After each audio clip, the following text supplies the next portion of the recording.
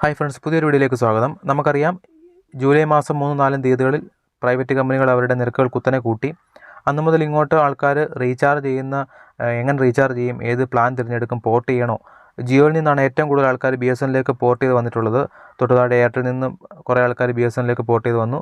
VIയിൽ നിന്നും കുറച്ച് ആൾക്കാരും BSNലേക്ക് പോർട്ട് ചെയ്ത് വന്നു. അപ്പം ഏത് പ്ലാൻ തിരഞ്ഞെടുക്കുമെന്ന് ആൾക്കാർ കൺഫ്യൂഷനിലാണ്. ഇനി പോർട്ട് ചെയ്യണോ, ഇനി 2 സിം ഉപയോഗിക്കുന്ന ആൾക്കാർ 1 സിമ്മിലേക്ക് മാറണോ? നിങ്ങൾ പോർട്ട് ചെയ്തോ, അതോ നിങ്ങൾ ഏത് പ്ലാനാണ് തിരഞ്ഞെടുത്തതെന്ന് വീഡിയോയ്ക്ക് കമൻറ്റായി രേഖപ്പെടുത്തുക. നമ്മളിന്ന് നോക്കാൻ പോകുന്നത് ജിയോ നൽകുന്ന ഏറ്റവും കുറഞ്ഞ 2 പ്ലാനുകളുണ്ട്. അതാണ് നമ്മൾ ഇന്നത്തെ വീഡിയോയിൽ നോക്കാൻ പോകുന്നത്. അപ്പോൾ ജിയോ ഉപയോഗിക്കുന്ന ആൾക്കാർ ഈ പ്ലാനുകളിൽ ഏതാണ് നിങ്ങൾ തിരഞ്ഞെടുത്തതെന്നുകൂടി വീഡിയോ കാണുന്ന ആൾക്കാർ കമൻറ്റായി രേഖപ്പെടുത്തുക. അത് ഏതൊക്കെ പ്ലാനാണെന്ന് നോക്കാം.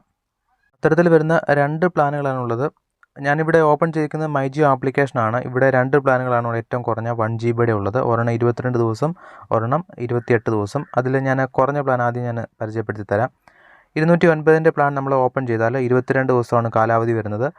നമുക്ക് ടോട്ടൽ 22 GB, ഡെയിലി 1 GB വെച്ച് 22 ദിവസത്തേക്ക് total 22 GB. Voice call unlimited ആണ്. SMS നമുക്ക് 100 SMS പെർ ഡേ ഉണ്ട്. ഇതിനകത്ത് നമുക്ക് Jio TV, Jio cinema, Jio cloud 3 application subscription കിട്ടുന്നുണ്ട്. പിന്നെ ഇവിടെ 1 GB തീർന്നു കഴിഞ്ഞാൽ 64 kbps സ്പീഡിൽ നമുക്ക് നെറ്റ് കിട്ടുമെന്ന് അവർ പറയുന്നുണ്ട്. പക്ഷേ അത്രയും നമുക്ക് കിട്ടത്തില്ല.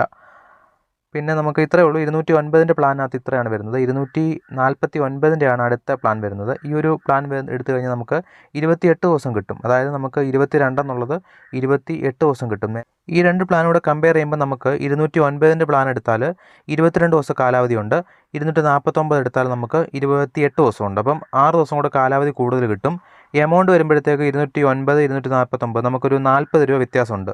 അപ്പം 40 രൂപ കൂടുതൽ കൊടുക്കുമ്പോൾ നമുക്കൊരു 6 ദിവസത്തെ കാലാവധി കൂടുതൽ കിട്ടും. നമുക്ക് ഡേറ്റ എല്ലാം സെയിം തന്നെയാണ്. ബാക്കിയെല്ലാം 2 പ്ലാനുകളാണ് ഏറ്റവും കുറവ് ജിയോ കൊടുക്കുന്ന, ഇപ്പോൾ നിലവിൽ കൊടുക്കുന്ന പ്ലാനുകൾ.